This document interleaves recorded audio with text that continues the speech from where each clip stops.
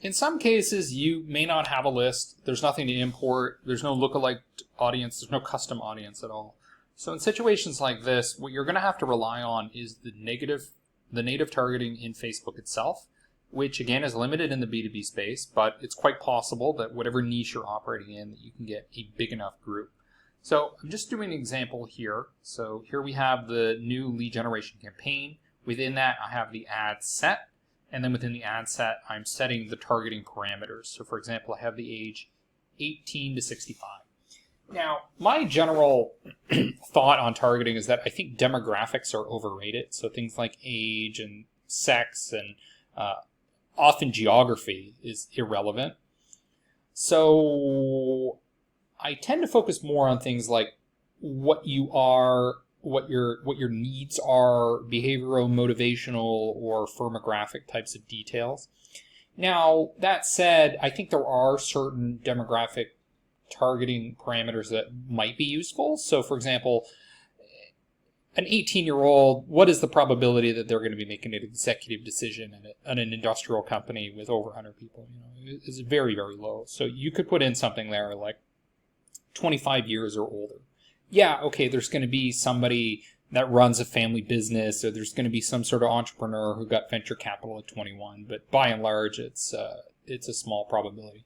Where you're going to want to play around with demographics is if you see some anomalies in perhaps past ads that you ran, where it's like, okay, there's way too many young people looking at this, and that's not generally what you want to see in business to business. Gender, I wouldn't play around with it too much. I mean, we know in certain spaces there's a heavy skew in one way or the other. So, for example, with entrepreneurs, so like small business entrepreneurs, e-commerce, etc., tends to be dominated by males. But does that mean you should only target males in your Facebook ads? Probably not, because there's still that 30% or whatever that are women, and there's no reason to exclude them just because there's a skew to one gender or the other. Now, where I would spend most of my time is looking at the detailed targeting. So here, putting in something like product manager, I can see, okay, Facebook's going to shoot me out other options. So product development manager, we're looking at about 24,000 people. We can see the different parameters that Facebook offers, the most important perhaps being job title. Now, you're going to be limited by job titles. You're also going to be limited by just how many people put their job title in. Job title may be outdated.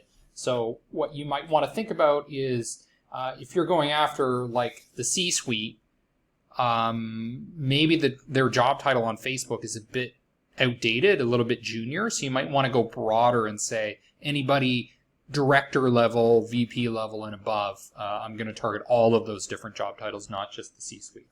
That's kind of an adjustment that you would want to make with Facebook. Great thing is that the targeting will be updated on the right here. So you can see if you're targeting 1 million people, okay, maybe that's a little too broad. Let's get that down to around 30,000, something like that, which we could do with just the single job title, Product Development Manager. Be careful, monitor the geographies if it's important. If you're highly, highly specialized, then global might make more sense for you. If you're not as specialized and you're offering a more general solution, then you might want to limit the geography more. Okay, so another thing I want to point out is the beauty of Facebook is that they own WhatsApp, they own Instagram. And the one I want to call out here is being able to market on Instagram. Now, in order to be able to do that, you need to connect not just your Facebook account, but also your Instagram account.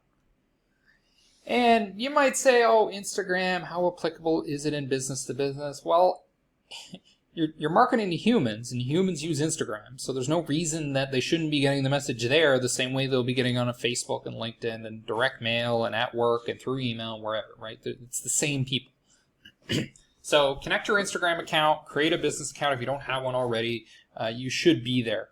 And one of the main reasons you should be there is looking at this framework on how to change people's mind. It is the Reduce framework from the book The Catalyst, from the Wharton Business School's Dr. Jonah Berger. And one of the ways you convince people to change their mind is by using corroborating evidence. That means getting like multiple sources to endorse what you're selling. Now, this isn't a perfect mapping to what Dr. Jonah Berger is saying, but I think it creates the perception of corroborating evidence when you're able to hit your prospective buyers from multiple sources.